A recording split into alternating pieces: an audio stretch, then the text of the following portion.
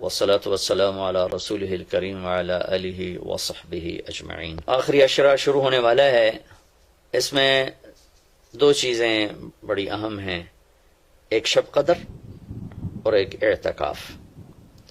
شب قدر 5 راتوں میں گھومتی ہے، ایک 27 کی رات ہی شب قدر نہیں، ہمارے پورے ملک میں 27 کی رات اس طرح منائی جاتی ہے جیسے یہی شب قدر ہے، حالانکہ اس کو اللہ نے گھما دیا ہے، کبھی یہ 21 میں ہوتی ہے، کبھی 23 میں ہوتی ہے، کبھی 25 میں ہوتی ہے، کبھی 27 میں ہوتی ہے، کبھی یہ 29 میں ہوتی ہے۔ اس کو اللہ تعالیٰ نے ایسے گھوما۔ اللہ کے محبوب صلی اللہ تعالیٰ علیہ وسلم تشریف لا رہے تھے شب قدر بتانے کے لیے، تعین کے ساتھ، متعین ہونے کے ساتھ۔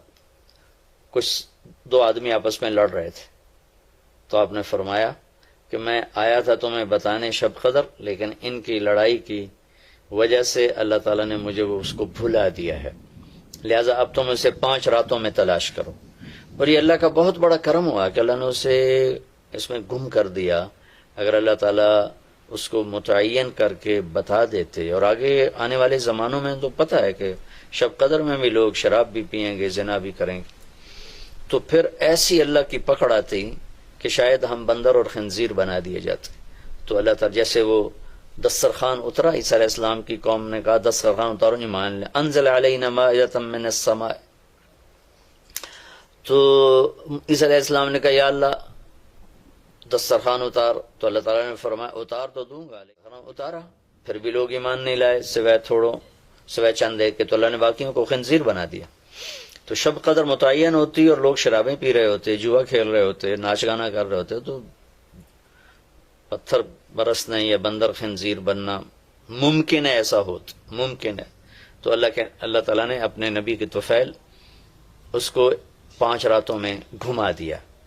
ایک تو 5 راتیں جاگنے سے 4 راتوں کی عبادت اور مل گئی، اور ایک شب قدر مل گئی، اور دوسرا اللہ کی رحمت ہوئی کہ اس کو چھپا رہنے دیا تاکہ اس کی ناقدری نہ ہو، لوگوں کو پتہ بھی نہ ہو، ناقدری نہ ہو۔ آخری عشرہ مغفرت کا ہے، پہلا رحمت، دوسرا مغفرت، اور تیسرا گناہوں سے، جہنم سے آزادی۔ آخری عشرہ جہنم سے آزادی کا ہے۔ نبی پاک صلی اللہ تعالی علیہ وسلم ساری زندگی اعتکاف بیٹھے آخری عشرہ میں۔ بدر کی جنگ 17 کو ہوئی تو واپسی تک رمضان گزر گیا، تو نہیں بیٹھے۔ فتح مکہ سال آپ مدینہ سے باہر تھے، باقی 8 برس آپ مدینہ میں تھے، اعتکاف فرمایا۔ آخری 10 ہجری میں جب 11 ہجری 12 ربیع الاول آپ دنیا سے تشریف لے گئے، 10 ہجری آپ نے 20 دن کا اعتکاف فرمایا، اور جبریل کے ساتھ قرآن کا دور 2 دفعہ فرمایا۔ ایک دفعہ آپ نے رمضان میں کسی وجہ سے اعتکاف اپنا ملتوی فرمایا، کینسل۔ اعتکاف کا موضوع عاکفہ کہتے ہیں مڑ جانا، پھر جانا، پلٹ جانا۔ تو اعتکاف کا مطلب ہے کہ اس طرح یکسو ہو کے بیٹھنا کہ دل اللہ کی طرف پھر جائے، دل اللہ کی طرف مڑ جائے۔ تو اس لیے در رہنا اور صرف اللہ سے راز و نیاز اور اللہ کے تعلق بنانے کی کوشش کرنا۔ اللہ کا فضل ہے، ہمارے ملک میں کیا پوری دنیا میں بہت شوق سے اعتکاف میں لوگ بیٹھتے ہیں۔ جب رمضان گرمیوں میں نہیں تھا تو جانا ہوتا تھا حرمین میں، تو ماشاءاللہ جگہ ہی نہیں ملتی تھی بیٹھنے کی، اتنے اعتکاف کرنے والے لوگ ہوتے تھے۔ جب کوئی چیز رسم بن جاتی ہے تو اس کی روح نکل جاتی۔ اعتکاف کا مطلب ہے خلوت میں اللہ سے تعلق بڑھانا، لیکن جب وہ اعتکاف ہی ایک مجلس بن جائے اور اعتکاف بھی ایک بھیڑ بن جائے تو وہ اعتکاف نہیں رہتا، نہ اس کا وہ مقصد پورا ہوتا ہے اور نہ اس کا وہ اجر ملتا ہے جو اس پر رکھا گیا ہے کہ 1 دن کا اعتکاف جہنم سے 3 خندق دوری ہے، اور 1 خندق کا فاصلہ زمین آسمان کے برابر ہے۔ تو اعتکاف کا صحیح فائدہ تب ہے جب آپ بیٹھنے سے پہلے علماء سے پوچھ لیں کہ کیسے بیٹھنا ہے، کیا طریقہ ہے، ہاں میں مسائل تو اتنی تفصیل سے بیان نہیں بتا سکتا، چھوٹے مسائل ہیں بھی نہیں. مسجد کی پابندی کرنی ہے، مسجد سے بغیر ضرورت کے نکلیں گے تو اعتکاف ختم ہو جائے گا، بس اتنی سی بات ہے. ہاں ایک چیز جو اعتکاف کو بہت زیادہ خراب کر رہی ہے وہ یہ موبائل فون ہے. اب ہم چاہ رہے ہیں کہ ہمارا اور اللہ کا تعلق قائم ہو جائے، اور موبائل نے تو زندگیاں خراب کر دی ہیں، نجی زندگیاں خراب ہو گئی ہیں، تعلق خراب ہو گئے ہیں، اور صحتیں خراب ہو گئی ہیں. بہت زیادہ اس کا استعمال ہے ہماری قوم میں. میں اتنا پھرا ہوں یورپ امریکہ میں، سوائے ضرورت کے کبھی کسی کے ہاتھ میں موبائل نہیں دیکھا. یہاں دیکھو ہاتھوں میں موبائل پکڑ، دو موبائل پکڑ کے چل رہے ہیں. کوئی کاروباری بھی نہیں ہے، کوئی بڑے زیادہ مصروف بھی نہیں ہے، دو تین موبائل رکھے ہوئے ہیں. اس قدر احمقانہ حرکتیں ہیں. گاڑی چلاتے ہوئے موبائل سنتے جا رہے ہیں. دوست اس حادثے کا شکار ہوا کہ سامنے والا وہ یہ تو اپنی صحیح لائن پہ جا رہا تھا، وہ اس پہ چڑھ گیا، اس کا تو کھیل رہا اور میرے ایک دوست قیمتی کی جان چلی گئی. تو ہمارے یہاں بہت بے احتیاطی ہے. تو کم از کم یہ 10 دن آپ مسجد میں جا رہے ہیں، موبائل گھر چھوڑ کے جائیں، لیپ ٹاپ گھر چھوڑ کے جائیں. اور کئی ویڈیو گیم کھیل رہے ہوتے ہیں، بھائی تو اعتکاف نہ بیٹھ، گھر جا کے بیٹھ جا. اور موبائل پہ لگے ہوتے ہیں، لیپ ٹاپ ساتھ لے کے جاتے ہیں، وہاں کاروباری سلسلے چل رہے ہوتے ہیں. یہ کام تو آپ سارا سال کرتے ہی رہے ہیں. یہ 10 دن اس لیے فارغ کیے جا رہے ہیں کہ میں ہوں اور اللہ ہو. جب تم میرے پاس ہوتے ہو گویا کوئی دوسرا نہیں ہوتا. اس طرح اللہ کے ساتھ تعلق بن جائے، اس طرح اللہ پاک کی محبت نصیب ہو جائے کہ پھر ساری زندگی اللہ ہی اللہ ہو. ہر وقت وَإِذَا احفظ اللہ یحفظک، احفظ اللہ تجدہ تجاہک. اپنے اللہ کو اپنے سامنے رکھ، اللہ تجھے ہر وقت اپنے سامنے رکھے گا.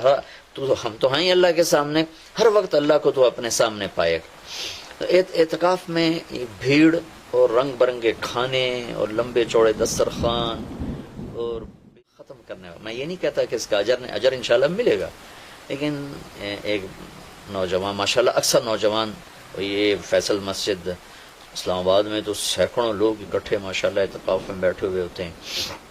تھوڑی جو بھائی اعتکاف میں بیٹھنا چاہتے ہیں یہ میری چند گزارشات کو ضرور سامنے رکھیں. موبائل لے کر نہ جائیں، لیپ ٹاپ لے کر نہ جائیں. وہاں زیادہ فضولیات، بے شک اللہ کے دین کی باتیں کریں بھی صحیح، سنیں بھی صحیح، دعوت دیں، دعوت سنیں، تعلیم میں بیٹھیں، لیکن فضولیات میں نہ لگیں، زیادہ وقت دعا میں لگیں. اور اعتکاف والے کے لیے یہ بھی ایک بہت بڑی فضیلت ہے کہ اگر یہ سویا بھی ہو تو اس کی عبادت کا ہی لکھا جاتا ہے. اس کا کھاتا، اس کا سونا بھی عبادت، اس کا کھانا بھی عبادت، اس کا وہاں آرام کرنا بھی عبادت. لوگ رات کو جاگیں گے تو ان کا جاگنا لکھا جائے گا، لیکن یہ اعتکاف میں سویا بھی ہے تو اس کا جاگنا لکھا جائے گا. اور 5 راتوں میں 1 رات تو شب قدر ہے ہی، تو انشاءاللہ ضرور نصیب ہو جائے گی. تو یہ چند ایک تھوڑے احتیاطیں ہیں، اگر اعتکاف میں برت لی جائیں تو ہمیں اللہ کا تعلق نصیب ہو. مستورات خواتین جو گھروں میں اعتکاف بیٹھتی ہیں تو وہ ایک کمرہ ہوتا ہے، ایک کمرے کو متعین کر لیا جاتا ہے، اسی میں وہ رہتی ہیں، اس سے باہر نہیں نکلتی. اسی میں انہوں نے دن گزارنا ہوتا ہے. وہ 10 دن گزاریں، 3 دن گزاریں، جتنے دن کی بھی نیت کریں. اللہ کے محبوب صلی اللہ تعالی علیہ وسلم ہمیشہ 10 دن کا اعتکاف فرماتے تھے، پھر ایک دفعہ 20 دن کا فرمایا. اور اس میں شب قدر ہے جو لیلۃ القدر خیر من 1000 شہر. ایک دفعہ آپ تشریف فرما تھے اور آپ نے بنو اسرائیل کے 4 انبیاء کا ذکر کیا جنہوں نے 80 سال اللہ کے راستے میں جہاد کیا. تو صحابہ نے کہا بڑے غم سے، یا رسول اللہ ہماری تو عمریں ہی 80 سال نہیں ہوتی. تو اللہ نے اسی وقت یہ آیت اتاری، لیلۃ القدر خیر من 1000 شہر انا انزلناہ فی لیلۃ القدر وما ادراک ما لیلۃ القدر لیلۃ القدر خیر من 1000 شہر. کہ میرے محبوب ہم آپ کی امت کو ایک طرح ہے تو 1000 مہینے تو 80 سال سے بھی زیادہ بن جاتے ہیں. تو کوئی خاتون، کوئی مرد، کوئی عورت، کوئی بچہ بچی، بوڑھا جوان، ایک رات وہ 5 راتیں ہیں. آج کل تو ہمارے بچے سوتے ہی نہیں ہیں، ایسے وہ کمپیوٹر الٹے چل گئے ہیں کہ راتوں کو جاگتے ہیں، دن میں سوتے ہیں. تو یہ 21، 23، 25، 27، 29 5 راتیں اگر جاگ لیا جائے، کچھ قرآن پڑھ لیں، کوئی تلاوت کر لیں، کوئی ذکر کر لیں، کوئی نماز پڑھ لیں، کوئی دعا مانگ لیں. اعتکاف میں دعاؤں کا اہتمام کیا جائے. اپنے لیے مانگیں، اپنے گھر کے لیے مانگیں، اپنے شہر کے لیے مانگیں، اپنے صوبے کے لیے، اپنے ملک کے لیے، پوری امت کے لیے، پوری دنیا کے انسانوں کے لیے. ساری دنیا کے انسان، 700 کروڑ انسان ہمارے انسانی بھائی ہیں. ہمیں ان کے کفر سے نفرت ہے، ان کی ذات سے نہیں. ہمیں ان کے جرم سے نفرت ہے، ان کی ذات سے نہیں. ہمیں مشرک کے شرک سے نفرت ہے، اس کی ذات سے نہیں. ہمیں شرابی کی شراب سے نفرت ہے، اس کی ذات سے نہیں. ہمیں ظالم کے ظلم سے نفرت ہے، اس کی ذات سے نہیں. اللہ ان سب کو ہدایت دے دے، یہ جنت میں چلے جائیں تو ہمارا اس میں کیا نقصان ہے؟ جنت میں جائیں گے اللہ کے نبی خوش ہوں گے، اللہ بھی خوش ہوں گے. جہنم میں جائیں گے تو اس میں ہمارا کیا نفع ہے؟ تو ہم تو سب کی ہدایت کی نیت کریں اور سب کے لیے دعا مانگیں. پھر جن کے مقدر میں نہیں ہے تو خود ہی اللہ کا غیبی نظام ان کو صاف کر دے گا. جن کے مقدر میں ہے اللہ تعالیٰ ضرور ان کے لیے خیر کے فیصلے فرمائے گا. تو دعاؤں کا اہتمام کیا جائے، اور خاص طور پر اس ملک کے لیے. یہ ہمارا دیس ہے، ہماری پناہ گاہ ہے، لیکن ہمارے اپنے ہاتھوں یہ لٹ گیا ہے، پٹ گیا ہے. سازشیں ہیں، فلاں کی سازش فلاں کی ہوتی ہوں گی سازشیں. دنیا سازشوں کی جگہ ہے اور دنیا مکر و فریب کی جگہ ہے. لیکن میں تو یہی کہتا ہوں، تو ادھر ادھر کی نہ بات کر، یہ بتا کہ قافلہ کیوں لٹا. مجھے رہزنوں سے گلا نہیں، تیری راہبری کا سوال ہے. دل کے پھپھولے جل اٹھے سینے کے داغ سے، اس گھر کو آگ لگ گئی گھر کے چراغ سے. پورے ملک کی بددیانتی کس کی سازش ہے؟ پورے ملک میں جھوٹ یہ کس کی سازش ہے؟ پورے ملک میں ظلم و ستم قتل و غارت یہ کس کی سازش ہے؟ پورے ملک میں فرقہ واریت کی نفرت یہ کس کی سازش ہے؟ پورے ملک میں زنا کے اڈے یہ کس کی سازش ہے؟ پورے ملک میں جوئے شراب کے اڈے یہ کس کی سازش ہے؟ دفتروں میں رشوت بدعنوانیاں یہ کس کی سازش ہے؟ زمینوں پہ قبضے یہ کس کی سازش ہے؟ عدالت کا بک جانا، وکیلوں کا بک جانا، علماء کا بک جانا، تاجروں کا بک جانا، ذمہ داروں کا بک جانا کس کی سازش ہے؟ ہے اپنے ہی لگائے ہوئے زخم ہے. اس ملک کے لیے ضرور دعا کریں. اللہ کے نبی بھی مکے کے لیے دعا فرمائی، مدینہ کے لیے دعا فرمائی، انصار کے لیے دعا فرمائی، اپنے خاندان قبیلے کے لیے دعا فرمائی، اولاد کے لیے دعا فرمائی. تو دعاؤں کا اہتمام فرمائیں. بہت بڑی عبادت ہے دعا. دعا کا طریقہ یہ ہے کہ پہلے اللہ کی تعریف کریں، پھر اللہ کے نبی پر درود و سلام پیش کریں، پھر اللہ سے باتیں کریں، بات کریں. یا اللہ تجھے تو پتہ ہے میرے ساتھ یہ ہوا، میرے ساتھ یہ ہوا، میرے دیس کے ساتھ یہ ہوا، میرے صوبے کے ساتھ یہ ہوا، ہمارا ساتھ ہمیں یہ مصیبت پیش آئی، یہ مشکل پیش آئی، اور تیرے سوا کوئی کرنے والا نہیں. اللہ سے باتیں کرو، منت کرو، خوشامد کرو.